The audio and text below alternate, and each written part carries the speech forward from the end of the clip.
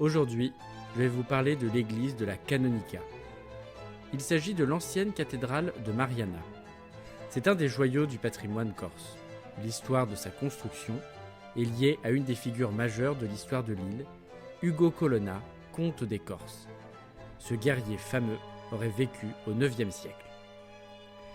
Suite à une victoire sur les Sarrasins, il aurait alors ordonné la construction de cette église, placée sous le vocable de la Sainte Vierge, comme en témoigne son nom, Santa Maria Assunta.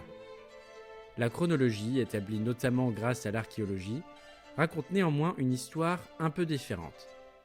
Sur un site romain du 1er siècle de notre ère, une basilique paléochrétienne fut élevée au 5e et 6e siècle, puis une seconde à la fin du 11e siècle et au tout début du 12e siècle.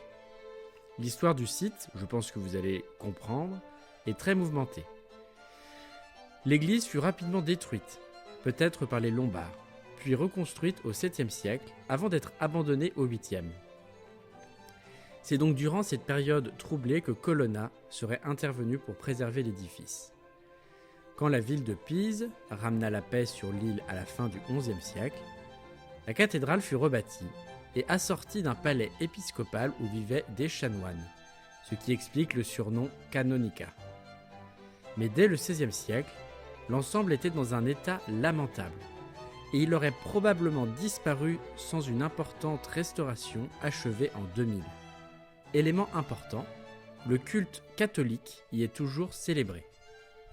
En un mot, la Canonica est un palimpseste de l'histoire de l'île.